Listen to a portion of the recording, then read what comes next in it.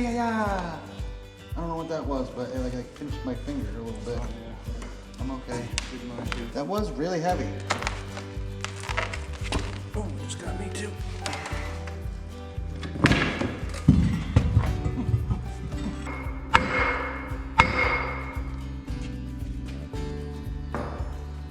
I feel like maybe a come along on it to give it that pressure. Tension. Tension.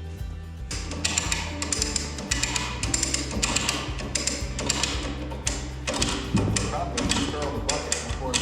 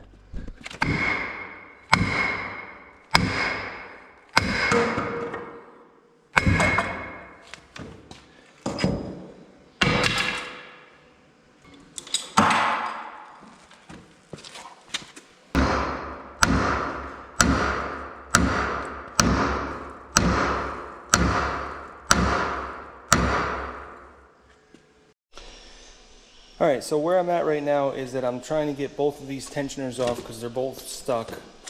I got the tensioner off this side, but I wanted to get the rod off because the rod's only got this much that's not pitted, and actually the pitting goes to right there, so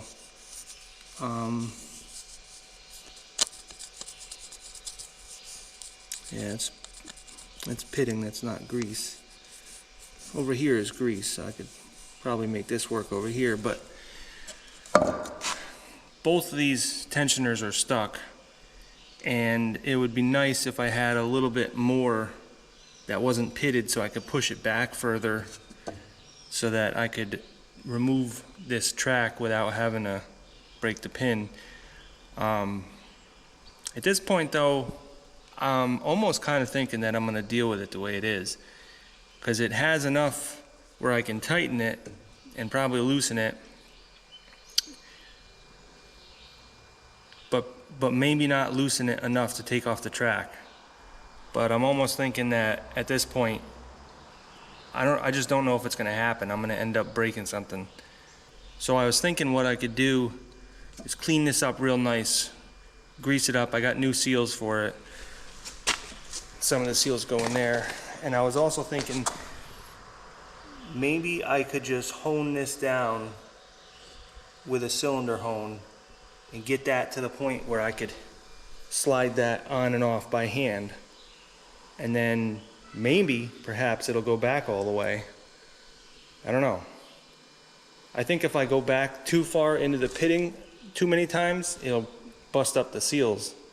But I guess if I have to break the track every few years, it probably won't do any damage. If I keep that thing greased up, it should slide in and out. The biggest trick is getting this loosened up, because there's a lot of really caked on, like tarry type stuff in there, so I gotta kind of loosen that up. I was thinking a cylinder hone would probably do it pretty good. What are you doing, boy?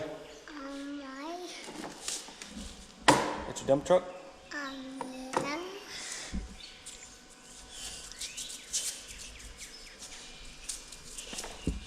What the heck are you doing?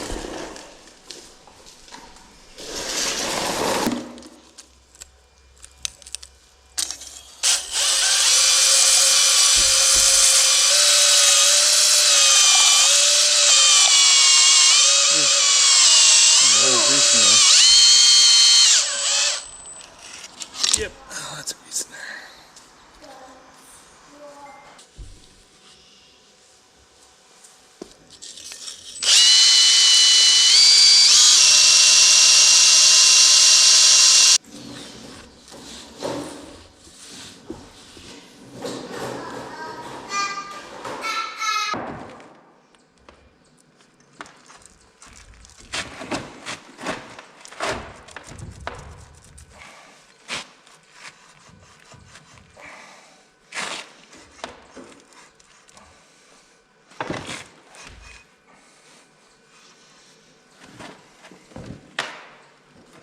You know, that's not too bad. I might just throw new seals in this thing and put it back together. That's where I had it before, right there. And I know it'll tighten. We got lots of rod left for that. I think I only needed to tighten it a little bit though. I have a feeling that that rod could run me $500 to $1,000 for each side, so this machine is not worth that kind of money. I know from the dealer it's like $1,100 for each side, but I'm sure I could find something cheaper than that. But still, between buying it, getting out the old one, putting in the new one, I don't think it's worth it. I needed to take the idler out because that was all worn down. I almost wonder if I got this rod out, I almost wondered if a machine shop couldn't just weld it for like maybe 3 or 4 inches and then take it on the lathe and spin it down to this. It wouldn't have chrome on it like it does right now, but I could get it chromed, but I don't even know if it's really necessary. I know I put a whole bottle of grease in this and it didn't do anything. It didn't leak, but it didn't move either. So I don't know if I just didn't put enough in. Maybe it was just completely empty. It's one of those things where I don't know how far I really want to take this machine. I got another parts machine I'm going to go pick up in a couple days, but right now I'm kind of stuck on some other things, so I wanted to get back on this, get it going. And I do have some things that I can do before getting that other machine. One thing is I can take off all those rollers because I need to replace them. Same thing on the other side, all 5 rollers need to come off. And the idler over there is, the actual idler is fine, but the bearings are shot in it.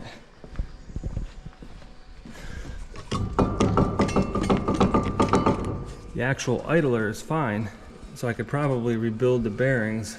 This idler on this side, the bearings were fine, but you can see we got a lot of damage to the spline part here. So they both have different problems. Kind of take both of them and put them together, but I can just find new bearings for the other one and then just replace this one. The upper rollers seem to be fine. There's a little bit of play in them, but it's not too much. So now I'm thinking maybe I'll just take a file and get this area down so that I can collapse it another 2 or 3 inches maybe. That's about the best I'm gonna do. I don't think I'm gonna mess with this rod.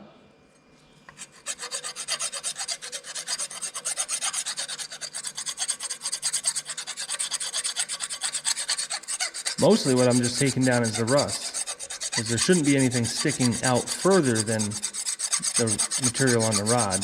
It's just the rust. Probably not a good idea to run seals over there too many times, but like I said, if I need to break the track every once in a while, it shouldn't be too bad.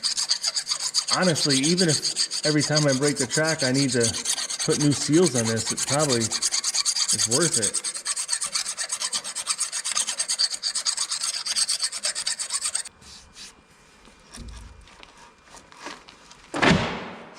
That's a lot further than it went already.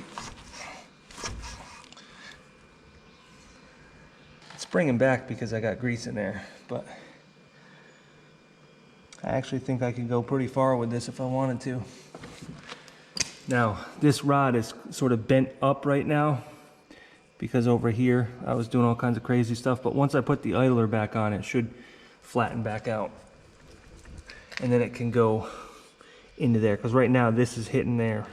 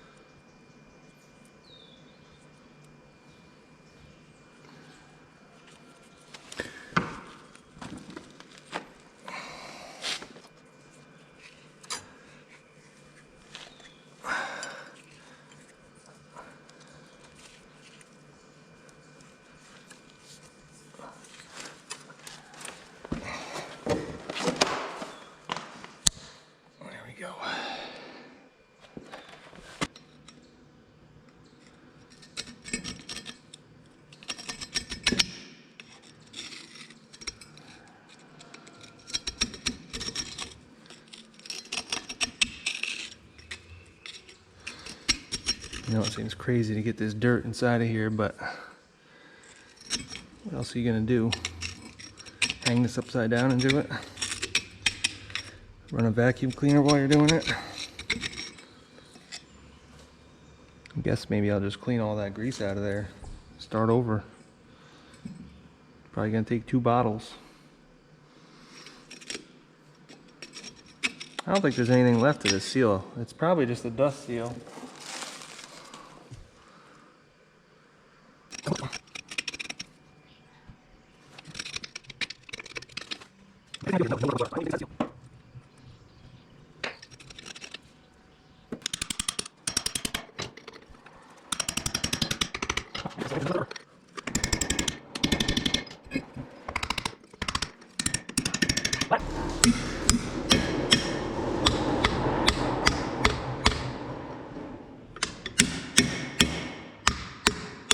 Look at that. I guess there is a seal there.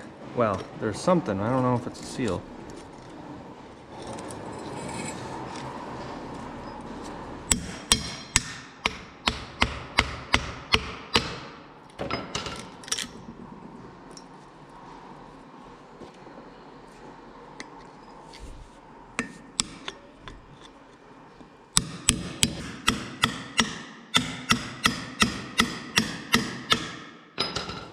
There we go. There we go. Well, it's something.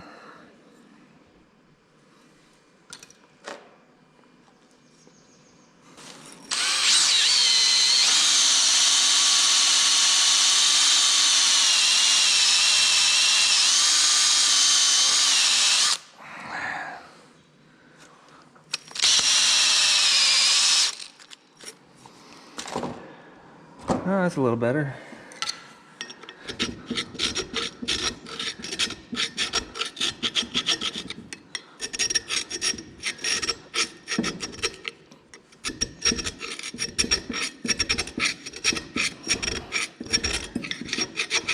I guess I'm gonna plan on just definitely getting all this grease out of here with all this stuff. That's probably gonna be more work than anything. Probably shouldn't even put the seal in yet.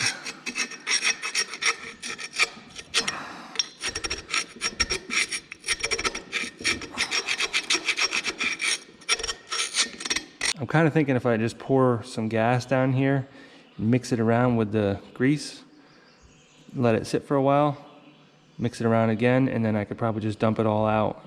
And it'll probably be all liquid. I could just dump it into a bucket, and then I can start over, maybe brake parts cleaner and lots of rags and stuff like that, and get this all cleaned out inside of there. You know, I do have some diesel sitting right here, so I'm gonna start out with that. Let that sit for a little while.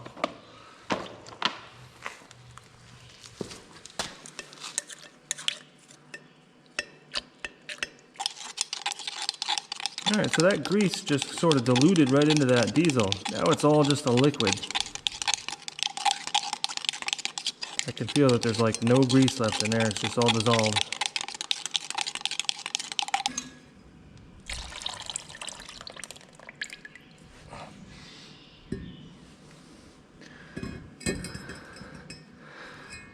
That did the trick. I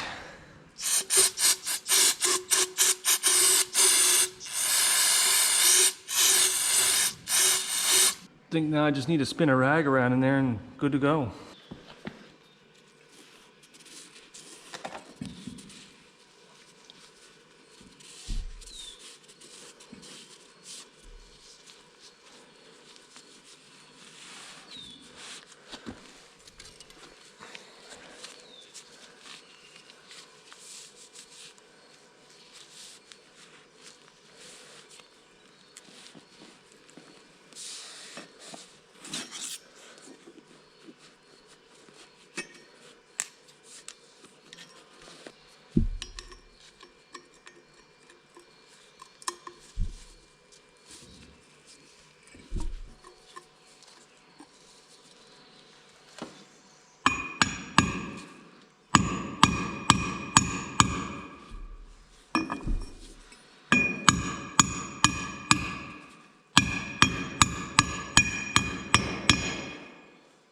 So I'm gonna call that good for now. I still need to take the greaser and the drain plug out, and there should be a ball in there. If not, they gave me a new one with this seal kit.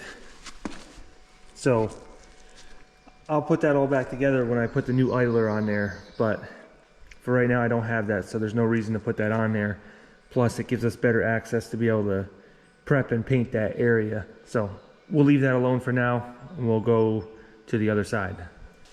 There was a lot of people on the last video that commented on how I was moving around these tracks and how I should have used something to do that, a machine or the crane, or even get an overhead crane. Yeah, I totally get that, but listen, I've never had any back problems. I know how to work my body without hurting myself. So if you see me doing something like this, it's not because I'm struggling, it's just because I know I can do it. Yeah, I could easily bring a skid steer in here and move this around, but if you do it carefully and you know what you're doing, you don't have to struggle. And I'm not struggling, so don't worry about me. But I do appreciate people that are concerned. I guess to sum it up, I could say that I know my limits and I'm not pushing them.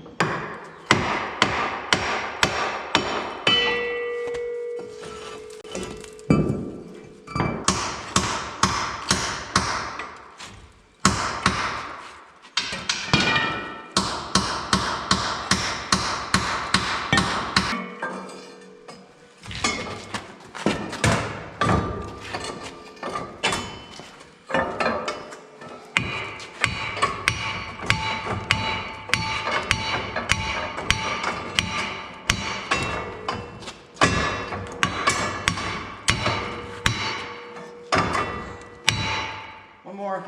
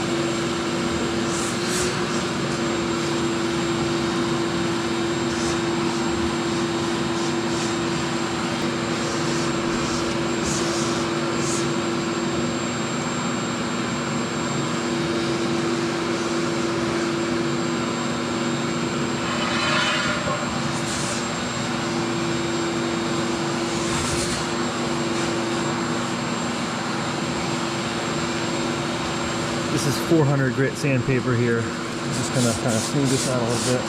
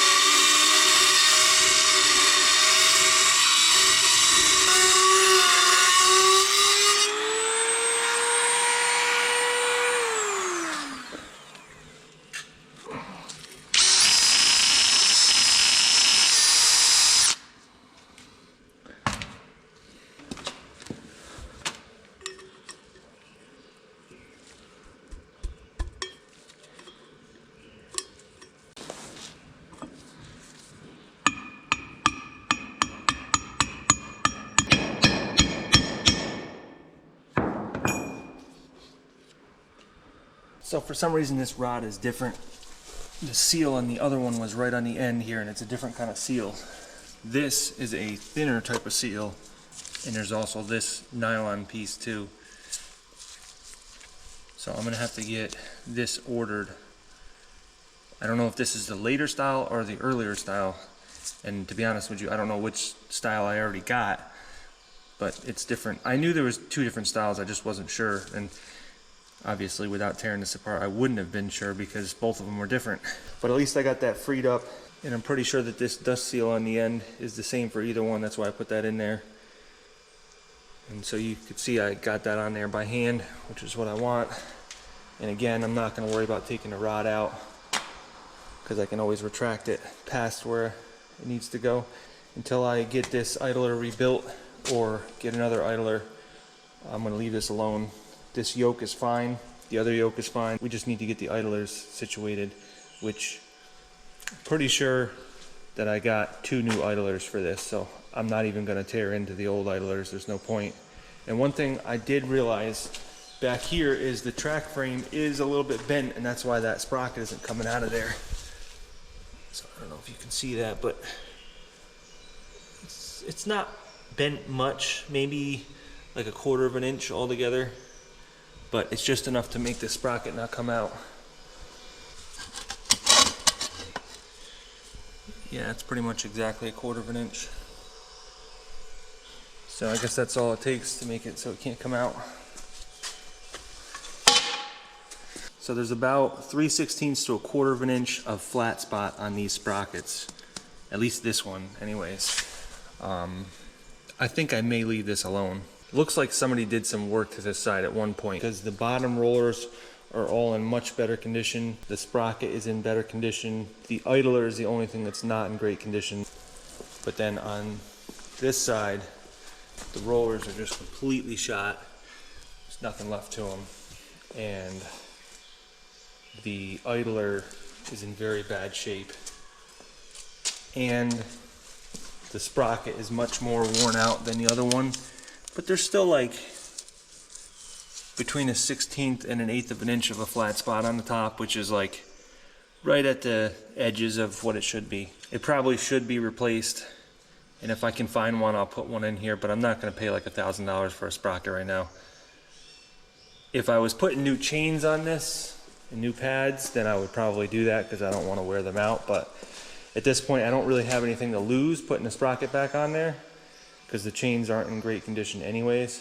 Also, the chains for this left side here are in much better shape than the other side. And I think partly because the rollers are in really bad shape on here, on this side. But there's no flat spots on the bottom of the bushings. The pins aren't showing through. At least not as far as I could see anyways. There might be, no, I think they're all pretty good. On the other track assembly though, they are showing some flat spots on the bottom of the bushings, and you can see the pin through it. But again, it's one of those things where how far do you really take it without spending a fortune on it, and then you get it all back together and realize that there's something else wrong, maybe with the transmission or something like that. So it really doesn't pay to take it 100% from 0 to 100 right away.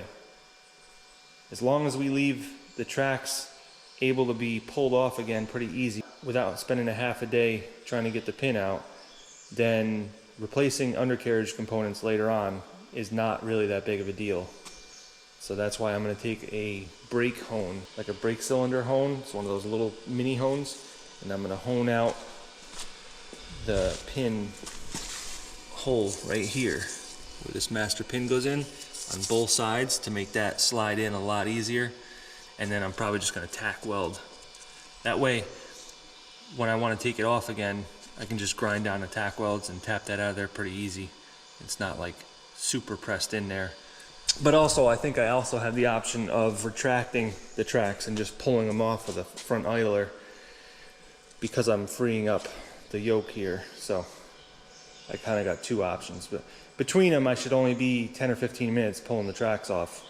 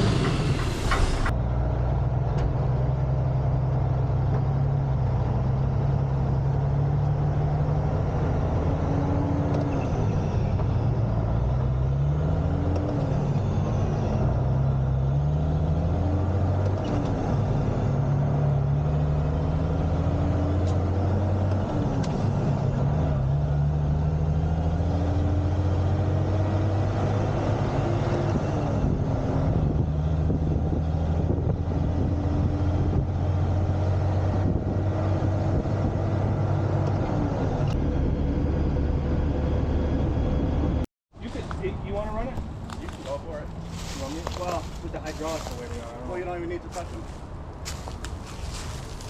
It's already in? Yeah, they're up and they're disabled, so as long as you don't hit the lever. The throttle's got to be up and it's pretty stiff. Yep.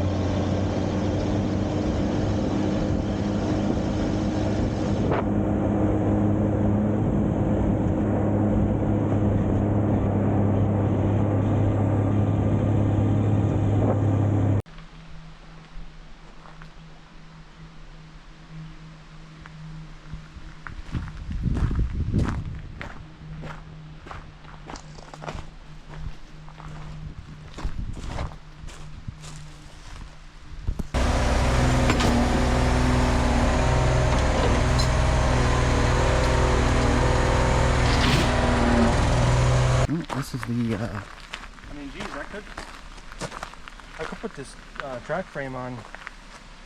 Just remember how mine's bent? yeah. Oh, it's got a lot. It's got quite a bit of chrome on there. The other side doesn't have it. Yeah, I don't know why there's a spring inside of that. Like, it almost seems like they put that in there to help, but that's not supposed to be like that. But even this rock guard, like, it's bent on mine. But no, these rollers actually look in really good shape. Like that's like almost brand new, those rollers. Yeah, you can see the way that they're flat. Right. I mean, they're pretty much brand new.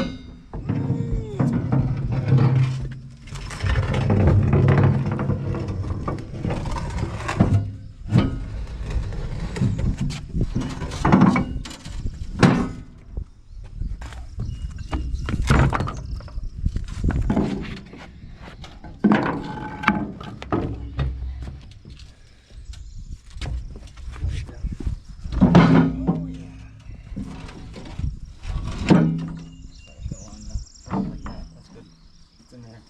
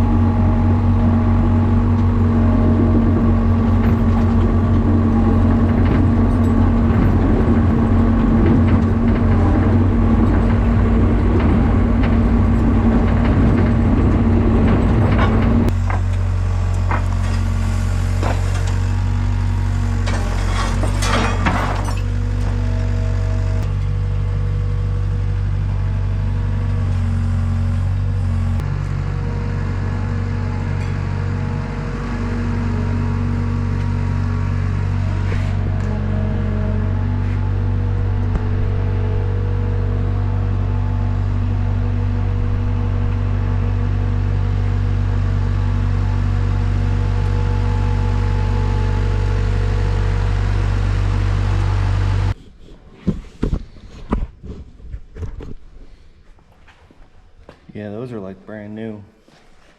It's great. You can feel the bushing in there is perfect. Yeah, it's these probably have 1% of life on them. 99% left. Idler's not bad either. The other idler I think is good too. That's good. It saves me from having to rebuild them. I think if you buy these rollers brand new, they're like $300 a piece. That's $3 grand worth of rollers right there. Yeah. And then the top roller I think is like 500 bucks. Well, I guess we gotta get to getting. These are gonna be a pain in the butt. We gotta either put a swivel on them or we gotta put a wrench on them.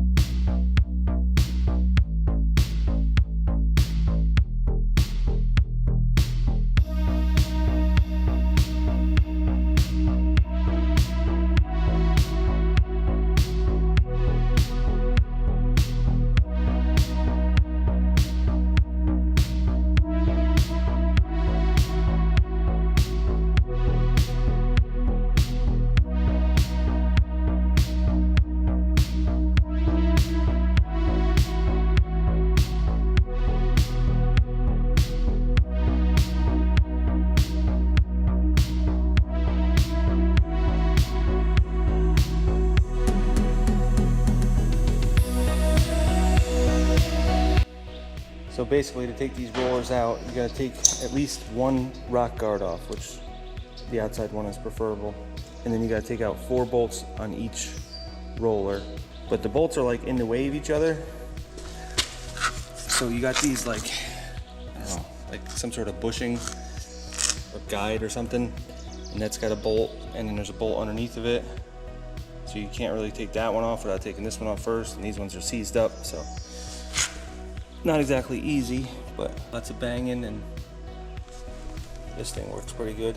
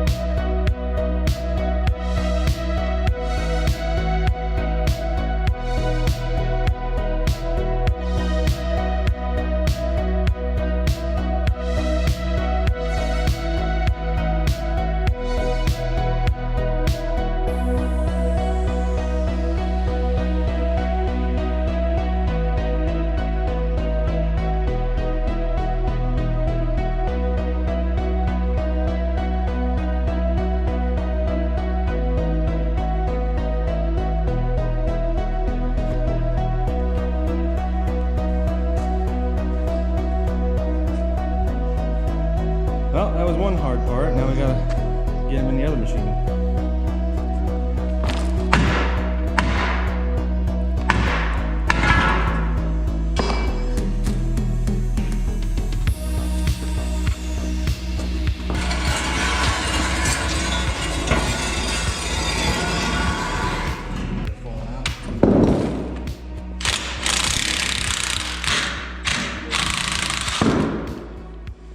Perfect.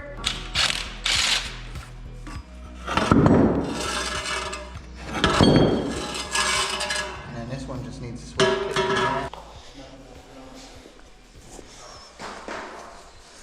Alright, so this is the profile of a new roller.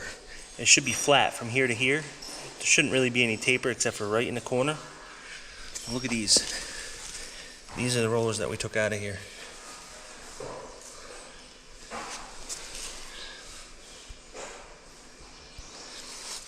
The flange on the other side is totally gone. Look at that. They should be symmetrical like this. There should be no difference between that side and that side. But look at that.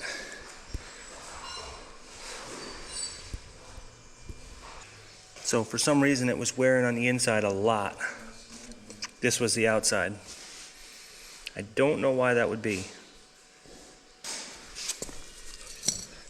A lot of them are still sealed up, which means they still have oil in them. But for some reason they just wore right out. So some of the bolts sheared off, and I'm gonna weld a nut onto them to get the rest of the bolt out. So on 3 different spots here, 1, 2, 3, I need to weld on those nuts and then turn those out. And there's actually another one back there I need to get too, but it's actually flush to this frame right here. Only that one holds on the rollers, the rest of them hold on the rock guards. But I just want to get them all right now while I'm at it. And I don't really have a way to weld in here until the other day when I got this. So this will be coming up in another video. I actually got 2 of these. But I'm running my 240 off of this to that welder. That's a Lincoln 180. And this is good for 6,000 watts, so I can run that for a while. And so I have 2 of those actually, and you can combine them both together to get 12,000 watts, but I haven't needed it yet.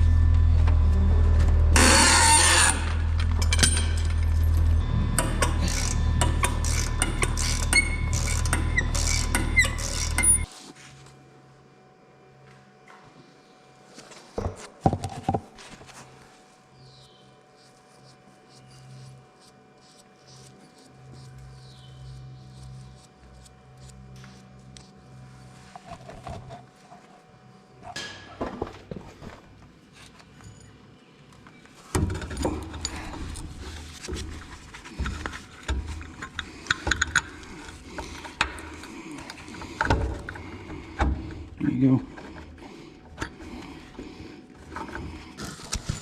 Okay.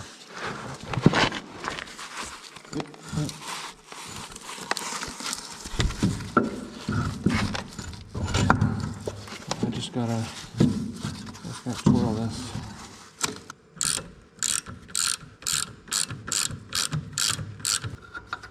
Can you see from up there?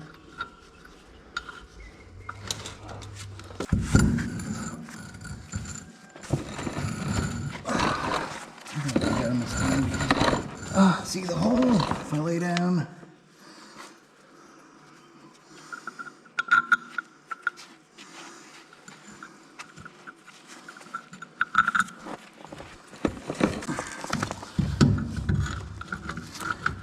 Oh yeah.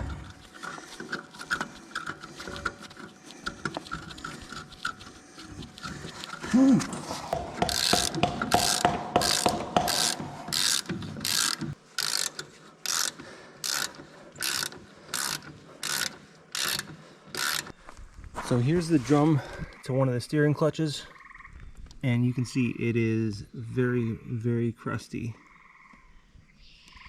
And for the most part, it doesn't really matter, but the last time I did this on my dozer, I used a wet sandblaster, which is basically like a thing that you put on your pressure washer and it turns it into a sandblaster that's a wet sandblaster. And it worked out really well. I can't find that attachment right now, but I'm just gonna use a regular sandblaster. It's just a cheap one, it's nothing special, but I wanted to get all this stuff here and all that stuff there. The only part that really matters is this surface. I believe the clutches ride on, and then this groove right here, they slide.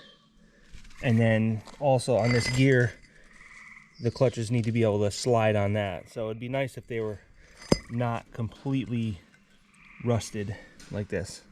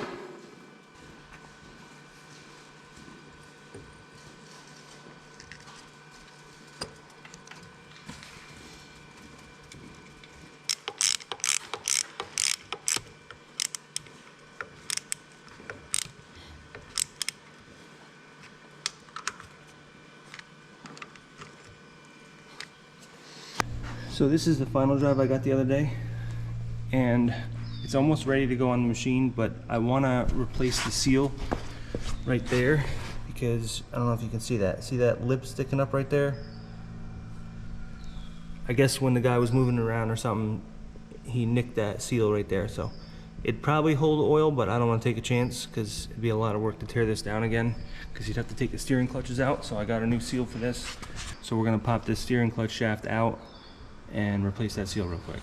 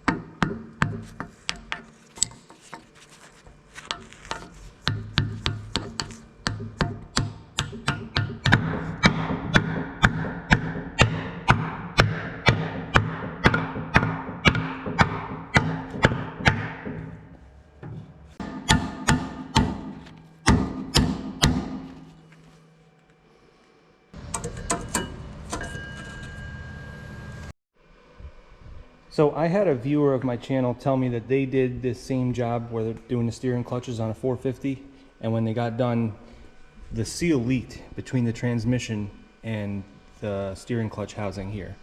So they said they had to tear it all back apart again just to redo that seal. So I don't really want to do that, and it seems like it's not too hard to change that seal. So I did get the seals for the one side. By accident, I didn't get the ones for the other side, so I reordered them today, and I should have them in shortly. But I would like to investigate this and see what I got to do to take out this seal and replace it. It appears to be, I think, 6 or 7 bolts right here. And so the first thing I need to do is disassemble this shaft right here, which is for the throwout bearing, and then I can get to those bolts and I can take that plate out, and behind there should be the seals.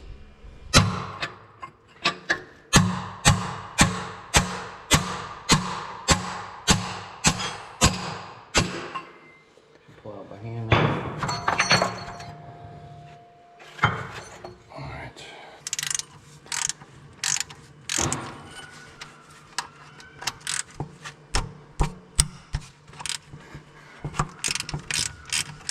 So to get this housing cover off, they give you a threaded hole right here, which I think you can just take one of these bolts that you took out and put in there, and it will pull that out. I think. Not totally sure.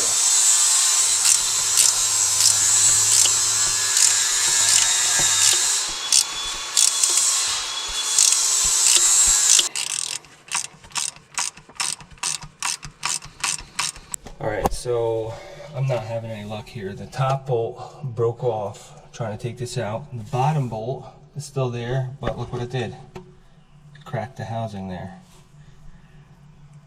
Oh man, I'm not having any luck with this.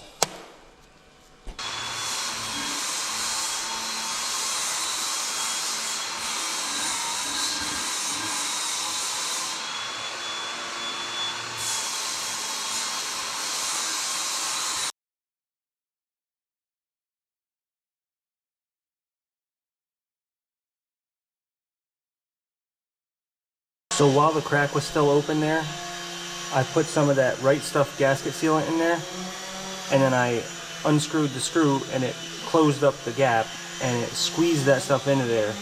And I filled the transmission with transmission fluid and it doesn't leak.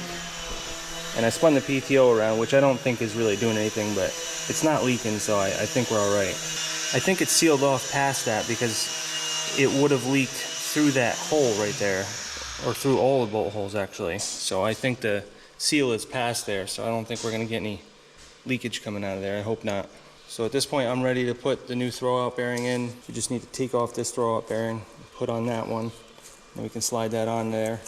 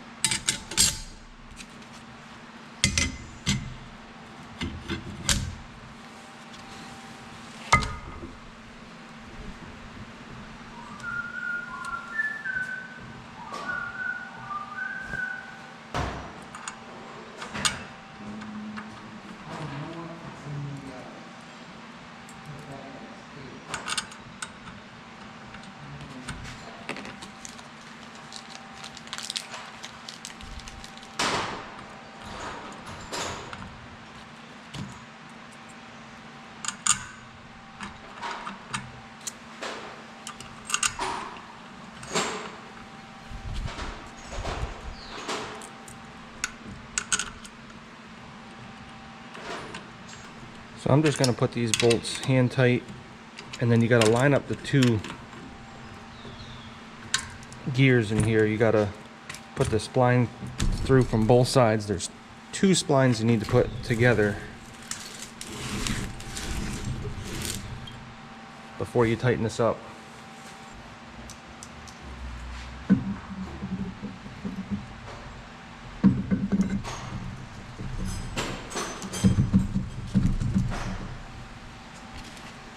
All you're trying to do is align that into the pilot bearing. And once that's accomplished, then you can tighten this down.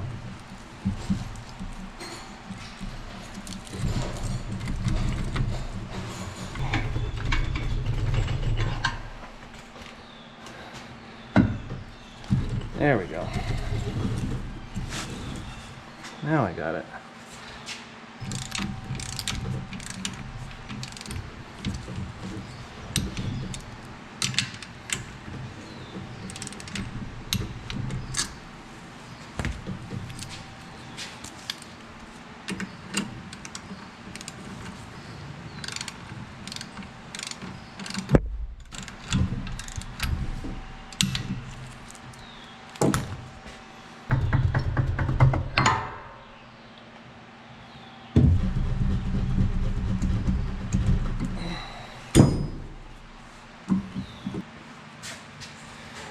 So you need to adjust these clutch fingers right here so that they're all the same, and they got to be 2.012 inches off of the face of this right here. So I made this piece right here, and that's exactly what it does. You need to get this part high enough so it goes over top of this, but then jumps down again to this. So you can't just use a straight edge. You can, but it's like a lot of finagling around. So the most important thing is that they're all within like 1/100th of an inch from each other. So 10,000ths of an inch. The 2.012 off the face of this is not crazy important, but you want to be pretty close to that. So now I can just put this on here. These pieces are all squared up, because if they were off square a little bit, then they'd be raised up or lowered down a little bit. Most likely raised up. But right now it's just kissing that finger right there. So the way to adjust it is by these two screws right here. There's a set nut, and then there's a screw that adjusts the height. So right now it's just perfect. And actually you can tell by the way it's resting right now. So now I'm going to tighten this up.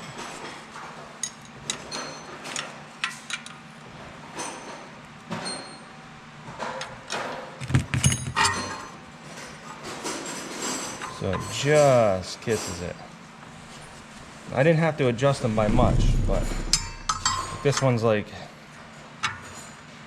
it's like a 1/16 off. It's pretty close. And there's these little clips that hold the bottom nut in place so it doesn't spin out on you.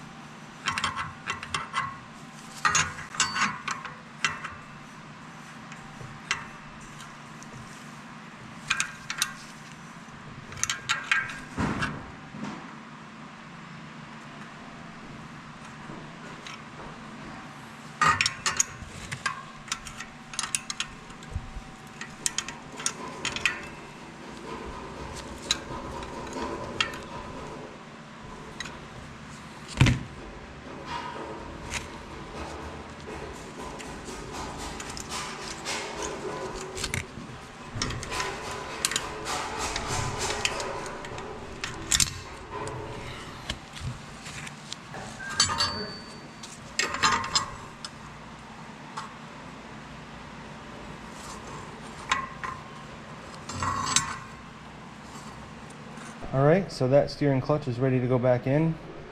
I still got the other one to do for the other side. That's using the old discs, the old frictions and the old steels, the old brake band, the old pressure plate. But I think I'm gonna go ahead and put this in first and then we'll tackle that.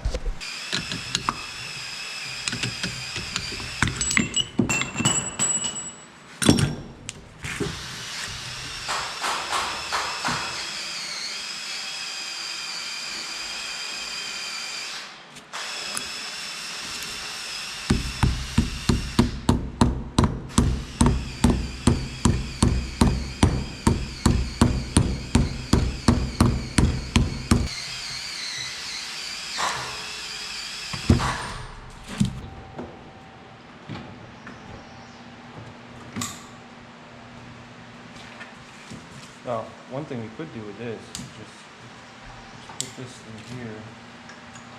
Just use this for the hooks. There we go. Never mind the whole strap.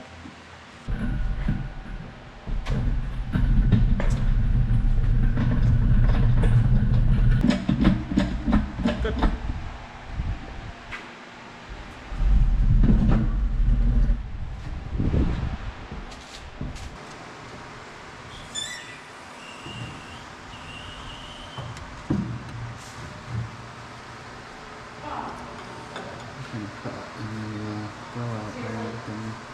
Yeah, I'll just like that. Up. Yep.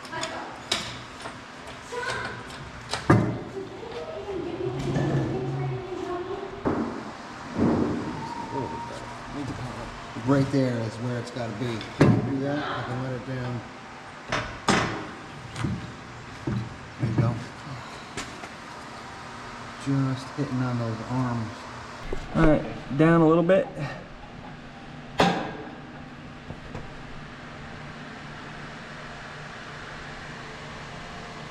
A little bit more.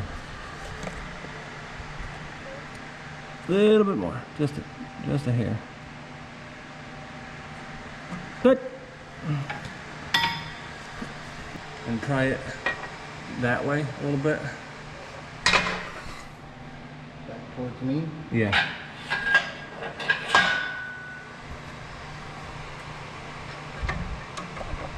Yeah, right there. All right, let me put that shaft in there.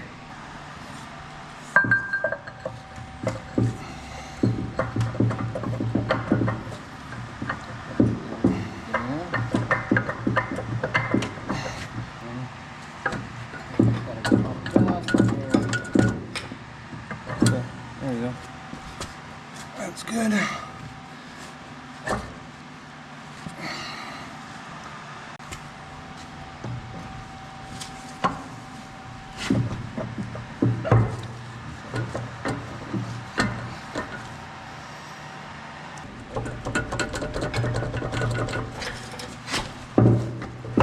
There we go. It's a matter of getting it in the right position where there's no weight.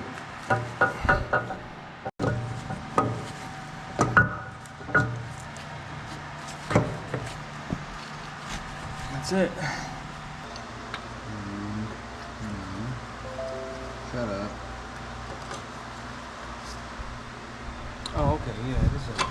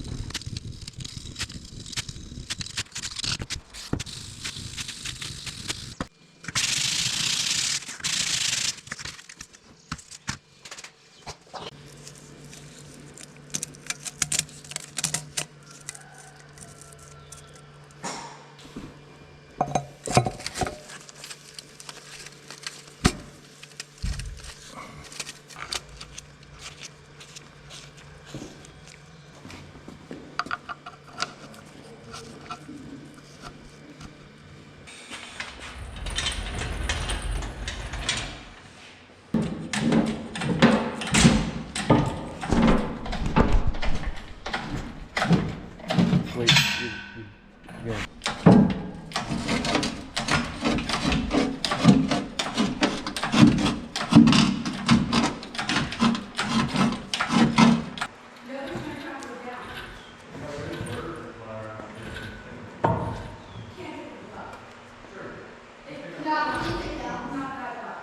Figure out which bolts go where though. Well, these two. Hold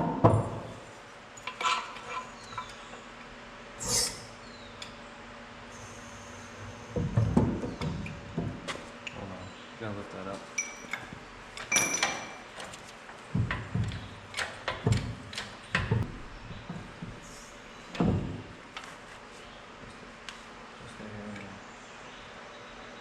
Good.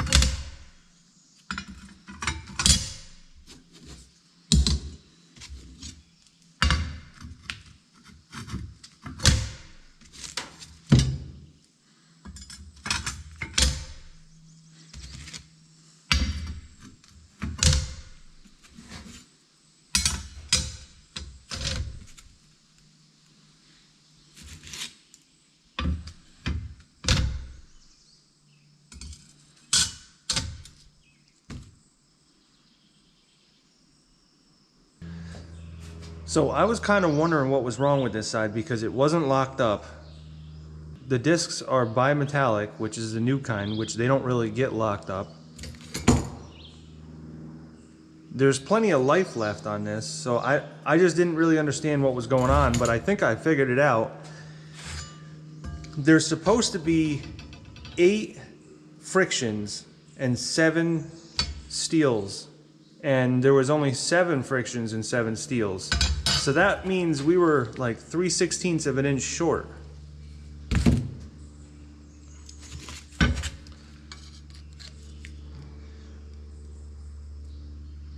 We were 196 thou short. But what that means is that, I'll have to check on the video, but they must have left off with a spacer at the end here. So I know this sounds terrible, but I think I'm going to reuse one of these paper face discs. I don't even really know what this is made out of. It probably has asbestos and everything else. But I think if we only have one of these in here, I did measure it out and it measures out the same as the bimetallic one. So as much as I hate to say this, I think we're going to put this back in here. I'm not going to put it on the end. I'm going to actually leave a bimetallic on the end, but we got to put something in there, and I'm not waiting 2 weeks to do that. I'm very curious to see where these fingers are going to sit.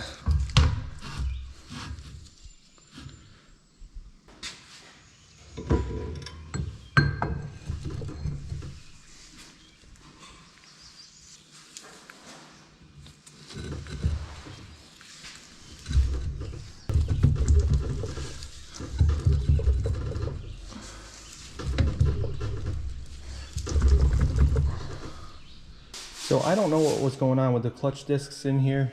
They were thicker than they should be. The book says that they should be 185 to 189 thou, and I spec'd them out to about the average was about 197, 198. So each one of them was almost 10 thou. It was between 8 and 10 thou more than it should be, which is the opposite of what you would think, because they're used, so you would think they'd be less. So I got looking online to see if maybe the newer discs were thicker. Maybe they mistook the old ones from the new ones, but I couldn't find any discs that were that thick. So I don't know where they got these from. And I think that's why they only put 7 instead of 8 in. But nevertheless, you can't end with a steel plate instead of a disc. You want to end with the disc. So I had to put that extra one in there, which made the stack about 90 thou thicker than it should be. So now, instead of being flush with the top of this drum, now it's sticking up about 90 thou. So I think the best way to handle this was to take a spacer that was about 90 thou, place it on here, and now measure it like this. Now that should be good. That's what I came up with anyways. Because before, the stack was totally flush with the top of this drum. So I figured whatever it is sticking above that is where I need to set these fingers. Otherwise, everything will be too tight. So yeah, I could have bought another clutch disc pack, but it was like $800 and some. So if these ones are good, there's no sense in putting those new ones in there. Somebody has been here before and they've done it somewhat recently, within the last few hundred hours of this machine. It doesn't have a lot of wear on it.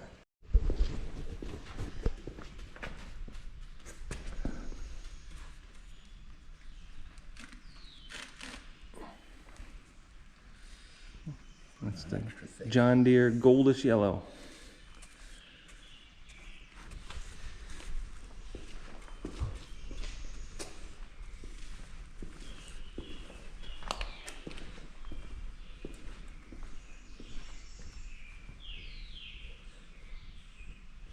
So that's the old color and that's the new color. And I didn't get this paint from John Deere. I got a spray can from John Deere that should be the one that's for old construction, and I sprayed it on something, and then I had the store make me up this paint, which was quite a bit cheaper. Plus I can get more without having to drive 2 hours, and it's oil based. So it seems to be working pretty good.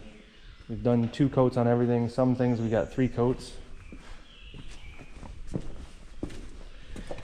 Remove the decals off the back of the fuel tank here. We also changed the lettering. We debadged it, which you can't see now, but we took off the B because this thing doesn't deserve to have that on there. It's not a B. Well, it is a B, just a different B. It's being a B and a C. Yeah. Being a B on a see you next Tuesday.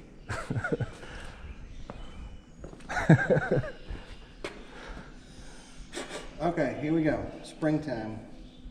Springtime.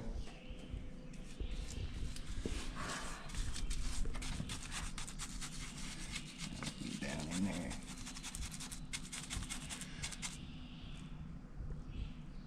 If you remember last time we put some in a spray gun, we kind of got it everywhere.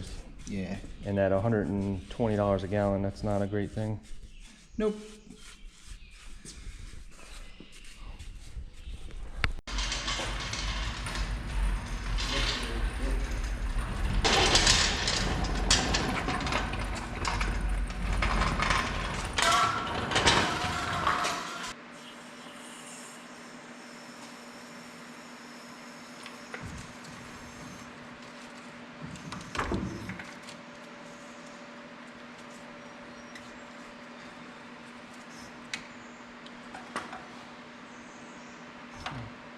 A lot better than last time.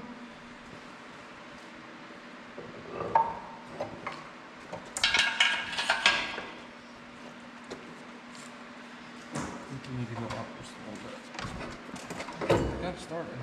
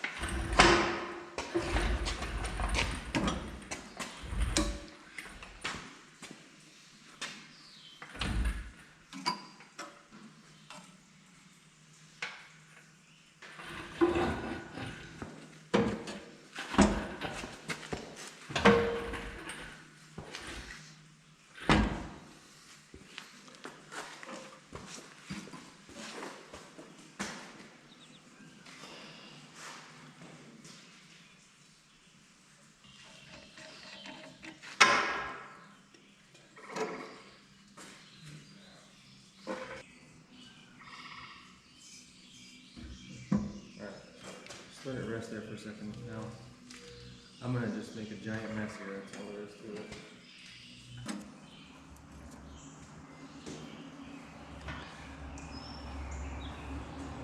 Those are starting to be. And then of course there's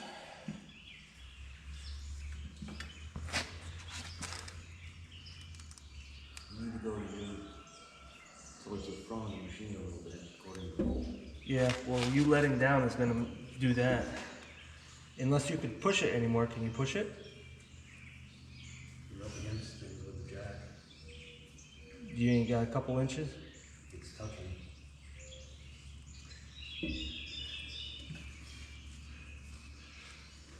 Well, you have to just let it down a little bit then.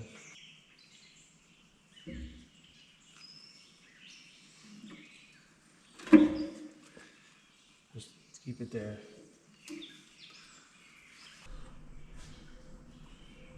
Go down slow. Not going Oh, anywhere.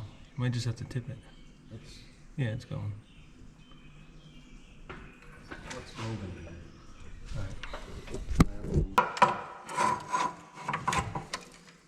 There we go. Oh man, that's what I needed right there.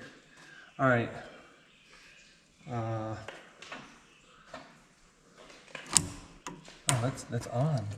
That's crazy. That's all I needed right there.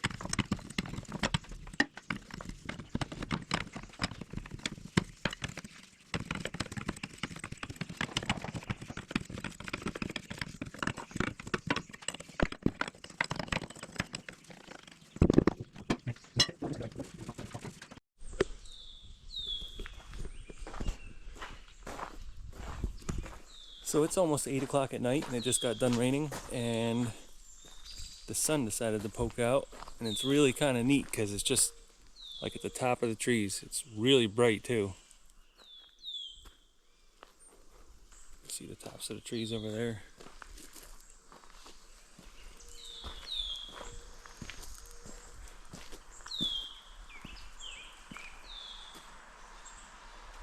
That means progress is being made.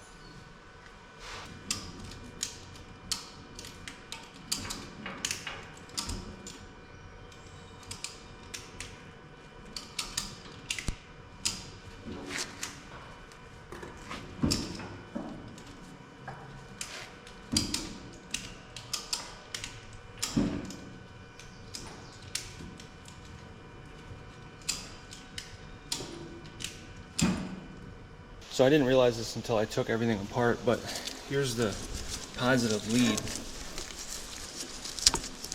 The battery cable here. Look how dangerous that is. Not only is half of it frayed off and not even there, but it's all exposed around all this iron here. So all it would have taken is just move an inch one way and could have had a fire here. I guess there's not a whole lot to burn, but there's still these hoses here. And it's directly underneath your seat, so the seat can burn too. That would have been a not fun day. So I'm just going to replace the battery cable all the way to the front. I think this is probably like a 1/0, but I have some 2/0 battery cable, welding cable, so I'm just going to replace it with the bigger, slightly bigger cable. And it's got the finer wires in it, but it'll be fine. It's more like a welding cable, but it'll be fine. I just figured before I put this other box on here, I should do this, because once this is on here, then I'm like reaching over everything to try to get to all this stuff here. So it's easier while I'm right here, got good access. And so here's the old cable, and here's the new cable. You can see it's quite a bit bigger. This is what I have on hand, so it'll work.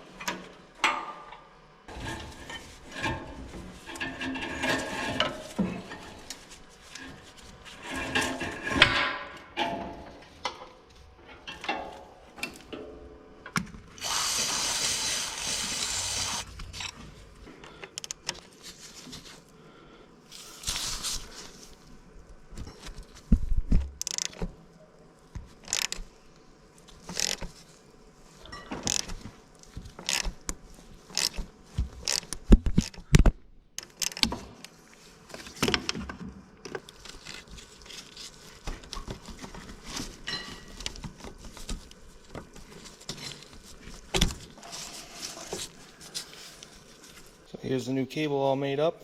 I just use the old one for reference for the length of it. So now we gotta snake it through here. Which I found that there was a couple spots around here that were rubbing on metal. I don't know how this machine didn't catch fire, but I'm glad I got this sorted out.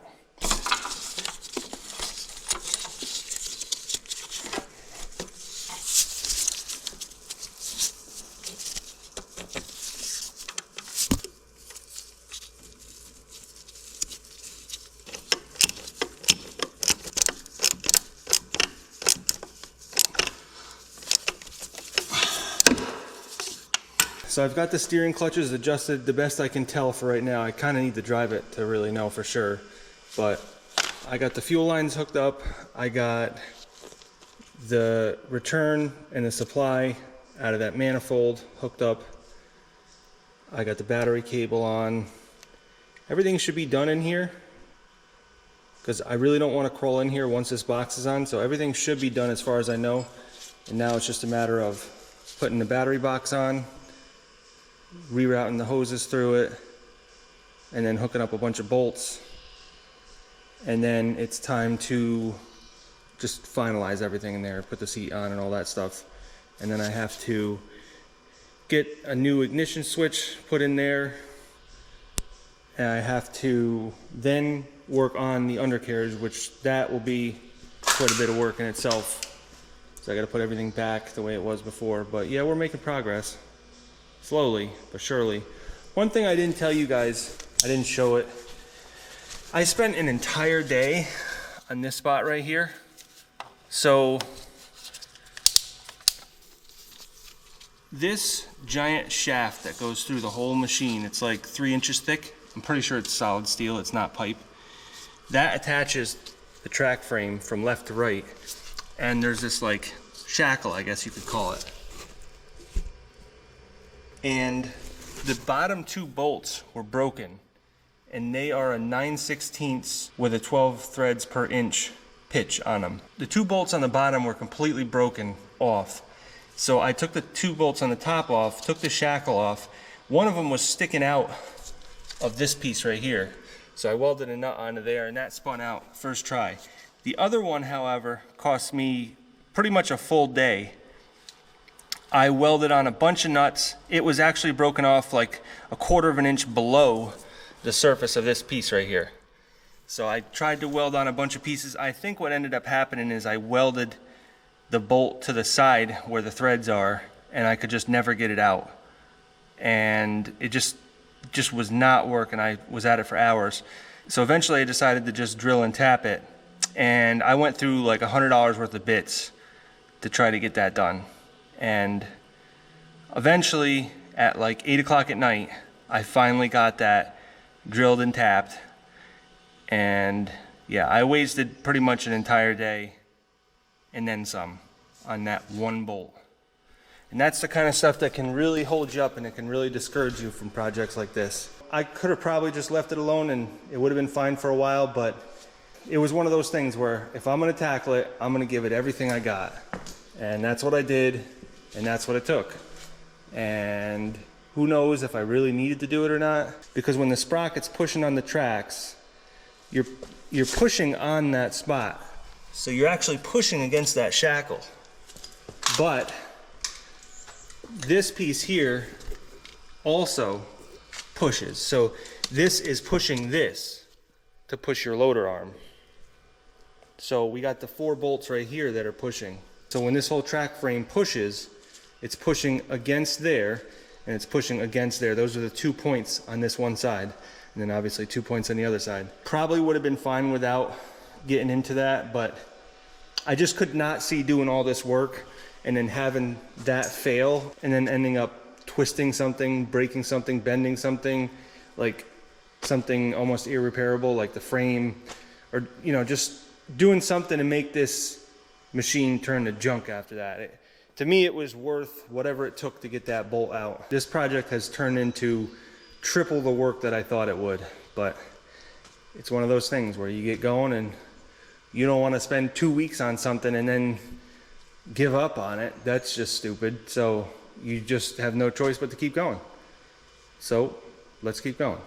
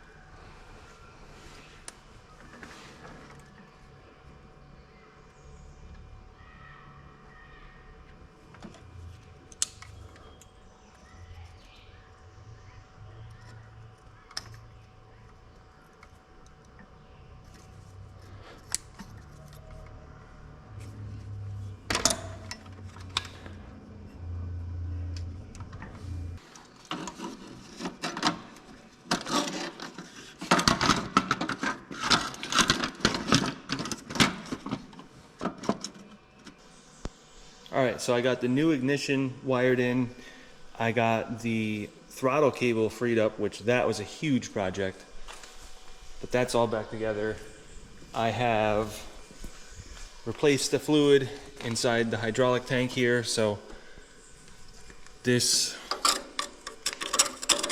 hopefully is enough in here. I can't tell. This sight glass here is just not very clear, or I don't have enough in yet. I'm not sure, but I put 5 gallons in there. I know we lost a lot because we unhooked a lot of lines and we definitely drained a lot of fluid. Plus I drained this tank.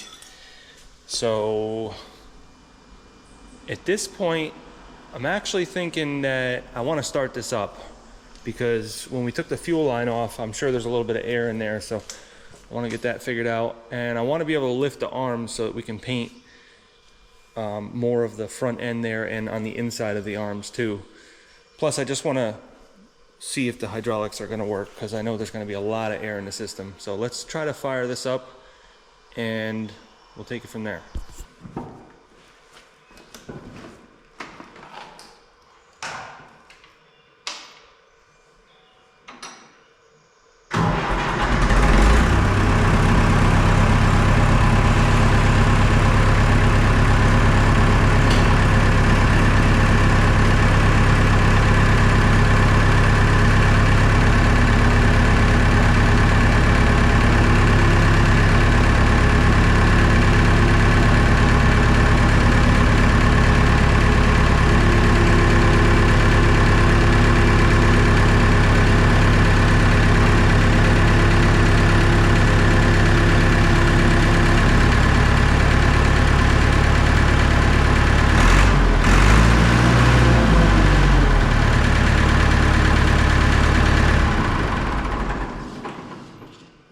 So that's kind of neat. This thing fired right up and there was no hiccups with the fuel system.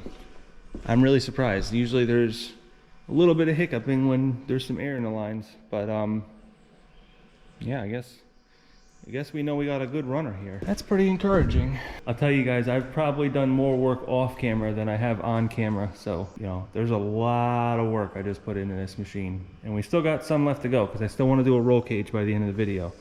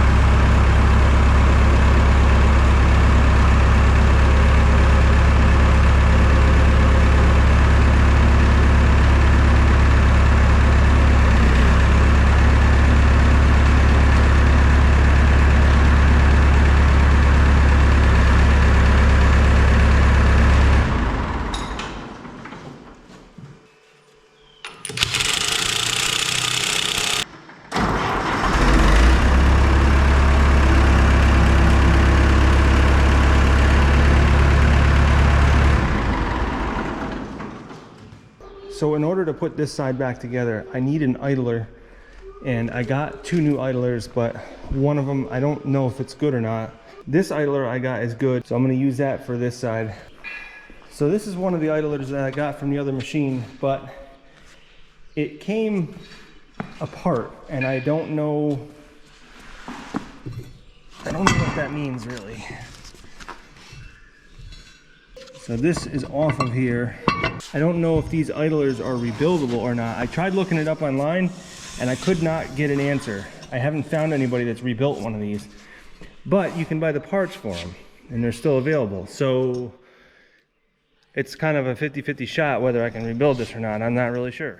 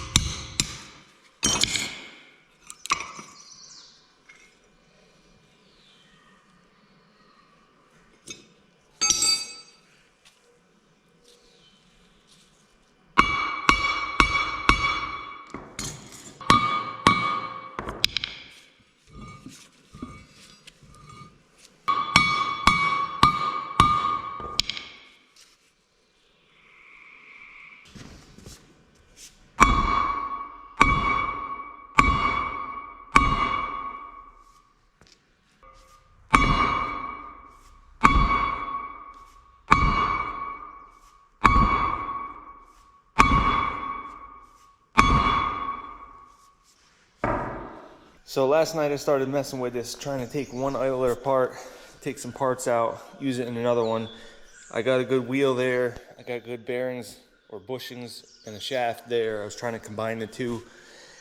I can't get this apart. I don't know if they're meant to be serviced or not, but I just can't get this thing apart. So at this point, I'm thinking the only thing I can really do is either throw on this one that's not sloppy, but it's got this damage to it, or I can throw on an idler that's got more play.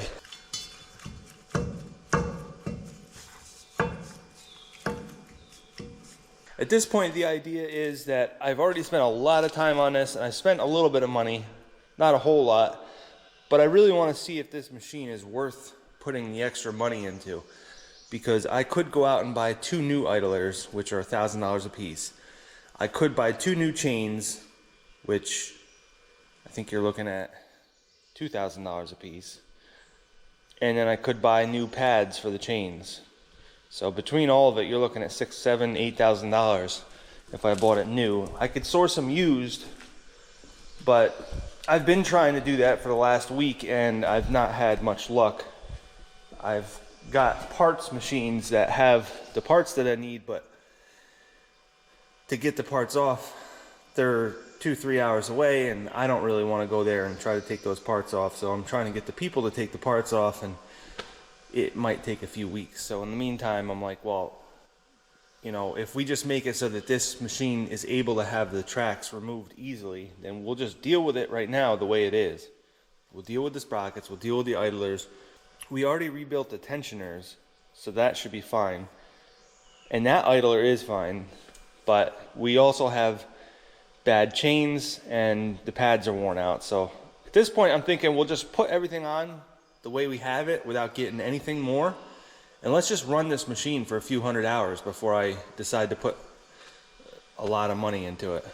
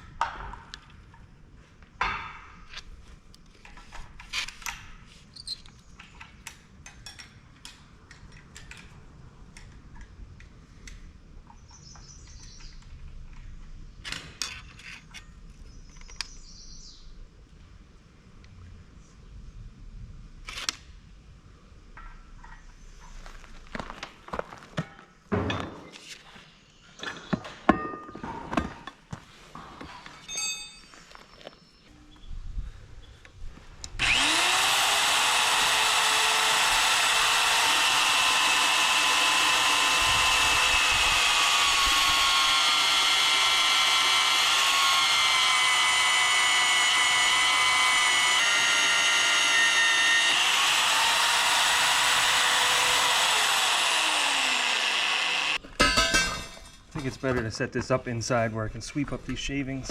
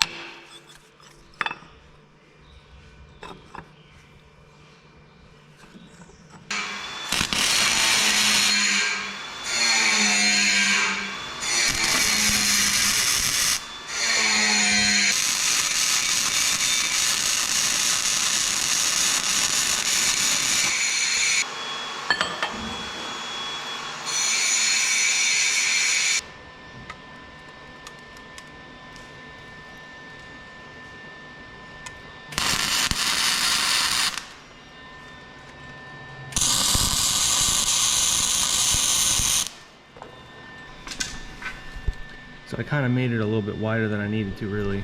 That's because I was trying to put this in the center between these two bolts. Because if I had this slid over the 3/4 of an inch that's here, then this would have been like right here, which doesn't give it a whole lot of strength. You really want this like almost in the middle, but I figured this is like a sacrifice, having it a little bit offset from the middle. So I'm just tack welding these up, and then I'm going to unbolt it and weld it all up, and then I'll trim that off. Same thing with the other side there. And I also want to cut these corners here too.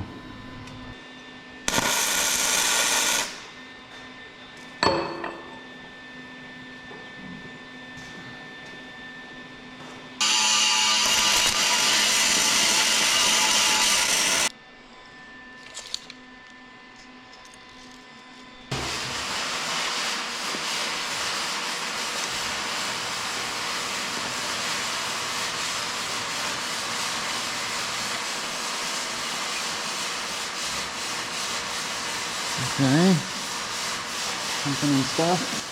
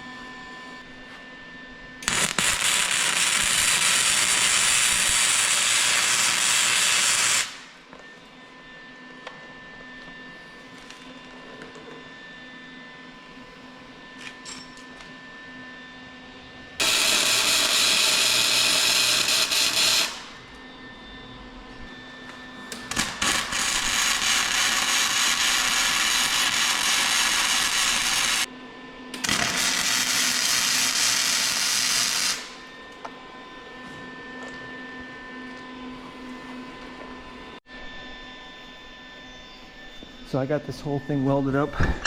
Got the gussets all welded up. I got the pipe all welded all the way around. But what I want to do now is this. So I want to do that on the front and on the back. That way it gives it extra support so it can't rack this way, which is the important way, because if the machine ever tipped, it would tip sideways, so you want more support to help it from racking. So that's what I'm talking about. This is the front side. So I actually gave that a little bit of a radius on the top here. I just welded in the middle like a tack weld, and then I beat down both sides with a hammer. So both sides went down a little bit to kind of conform to the pipe.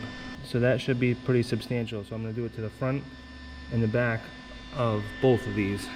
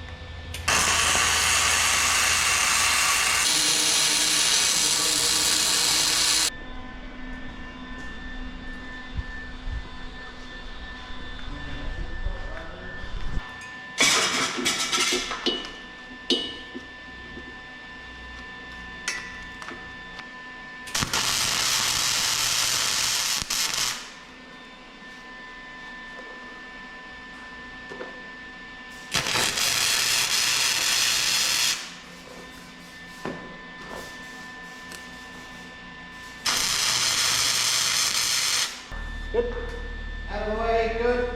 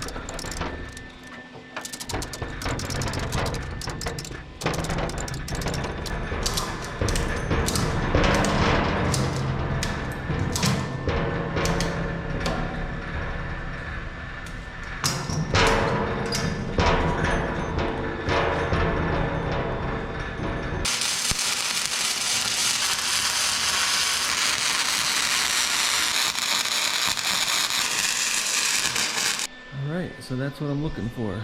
I did that all by myself too. So that is the back of the cab. The front, on the dozer, I did wrap that around just like the back, but I'm kind of thinking I might just cut that corner and leave it out like that. I think that would look a little bit better.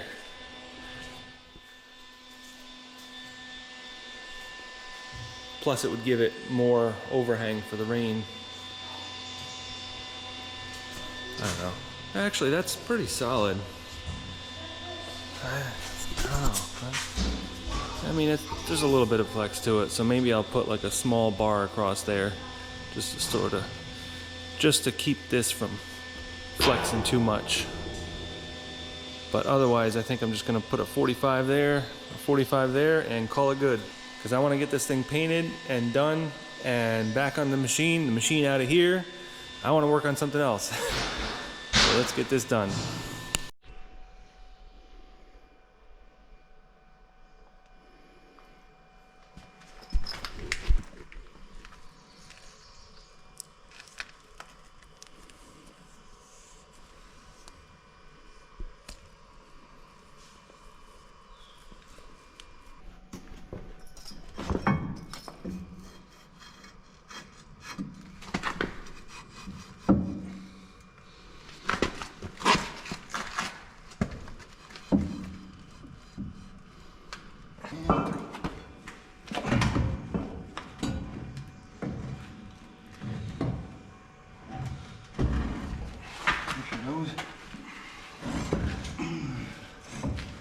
Perfect.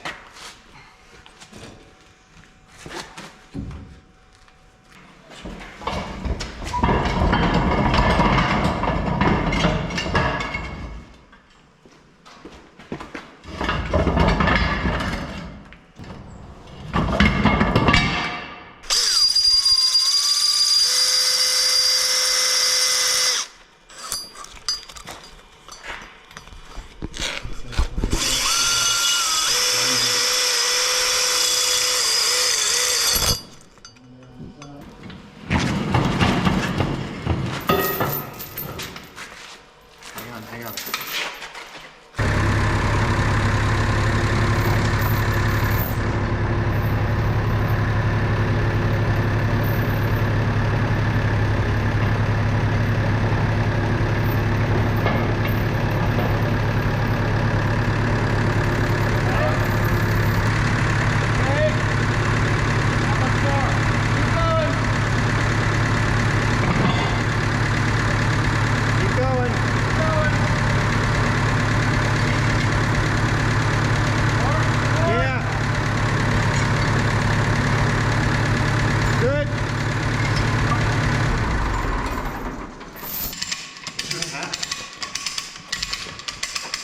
Boards out.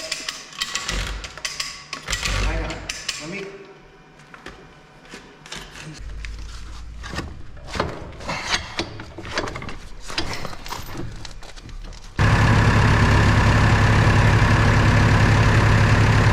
Keep going.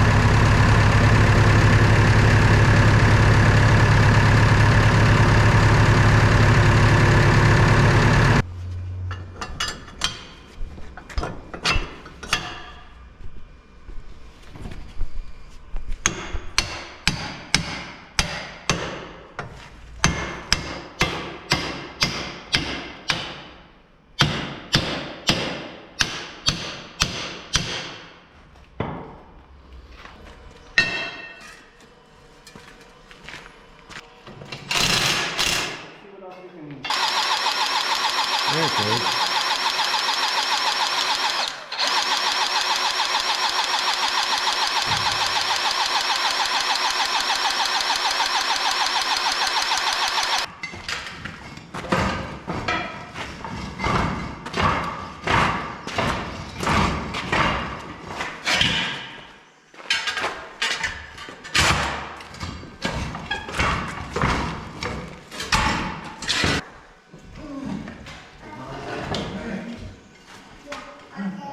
How easily can you do it?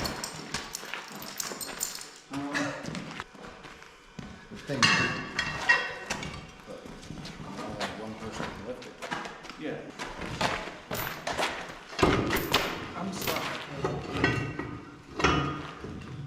right out.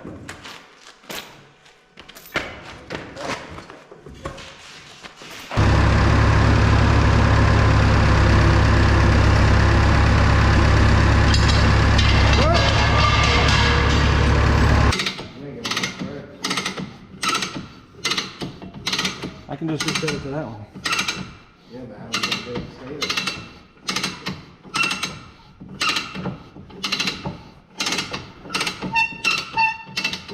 What are you doing? You're taking a slap on this thing.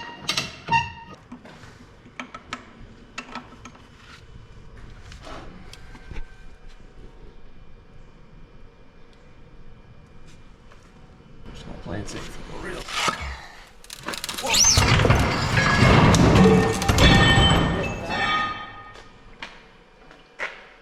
That's one way to get it down.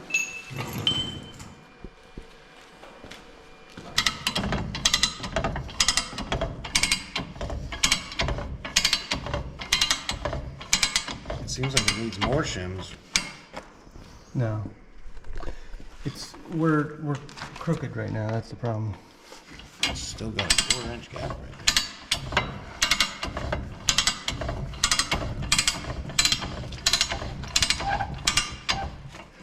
It's crooked. Yeah, I know.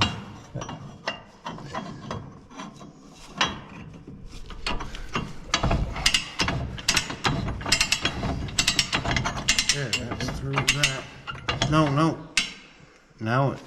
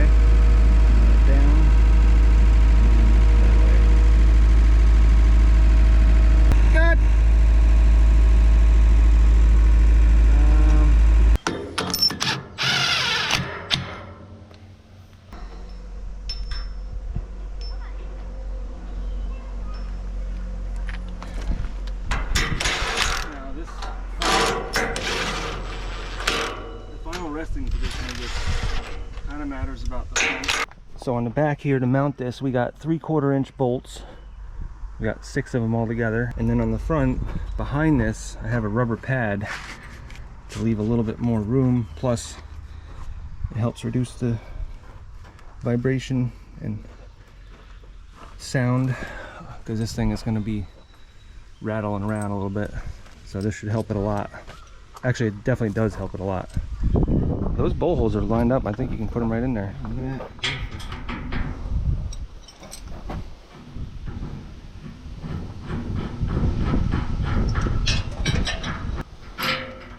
There you go. So the whole idea behind this is for a rollover protection, but the back is doing most of the work. The front really doesn't need to do a whole lot. It will add some support, but it's not a whole lot. We're only using 1/2-inch bolts on this, and there's only 2 of them on each side. But similar to a tractor, we're trying to get most of the support from the back here, which I think we've accomplished that.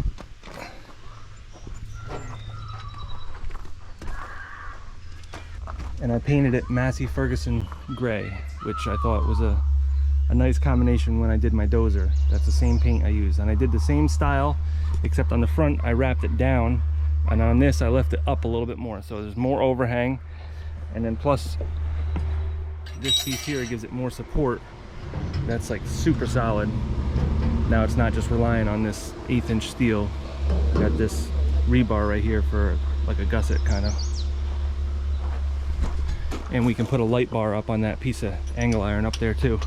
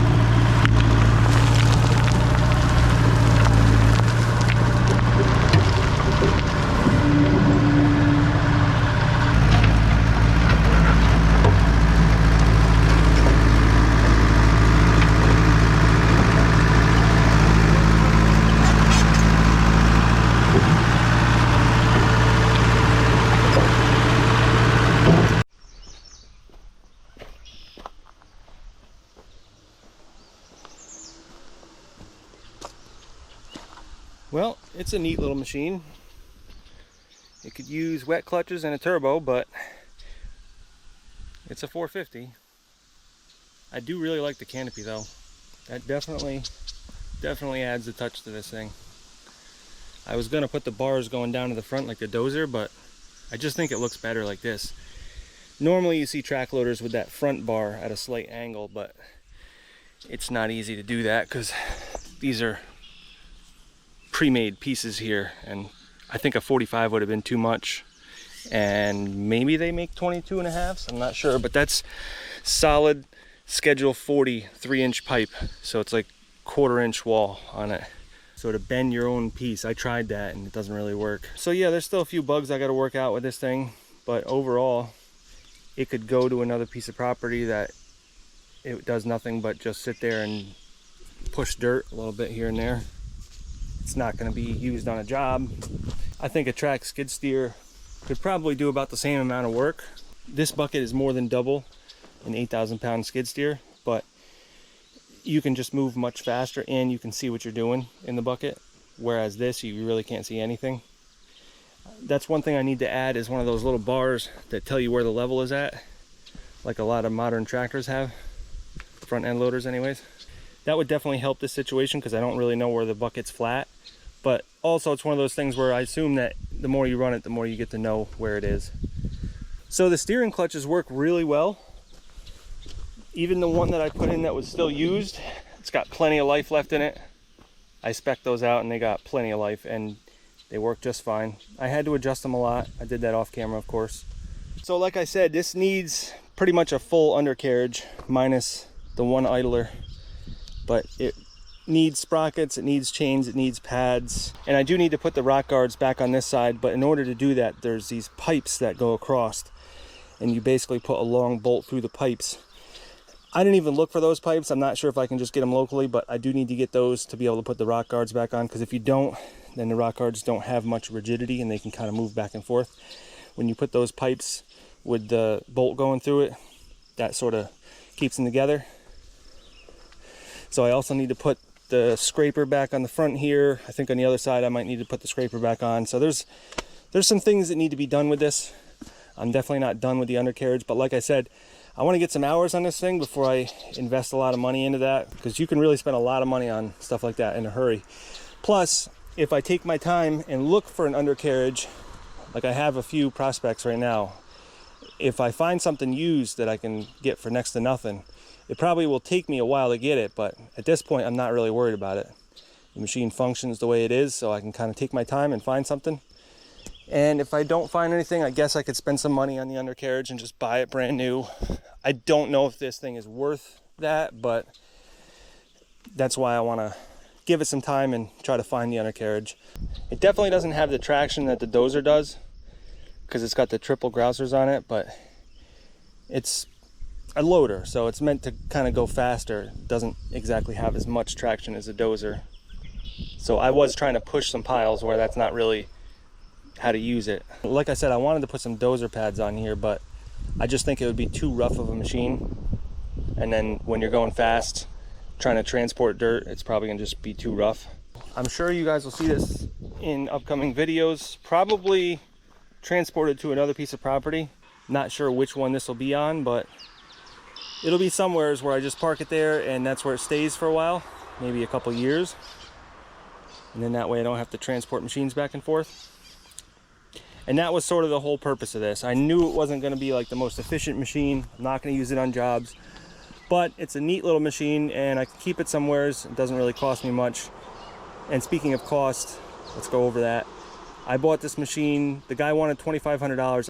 I traded a CBR 600 F4i.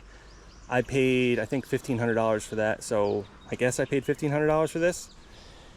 And really the only parts that I had to pay for on this was the one side steering clutches. That was around $1,000 between that and just a few other parts on it. You know, just some seals and the steering clutches and the pressure plate and throw-up bearing and just all that stuff. It was about $1,000. And then I spent a day going to transport that other machine.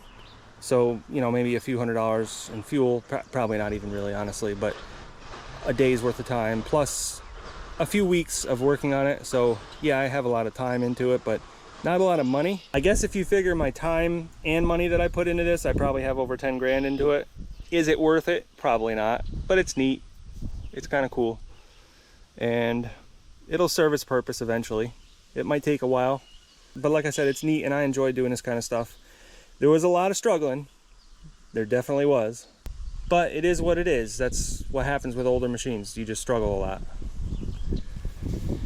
So I guess that's it for this video, guys, and I will catch you on the next one.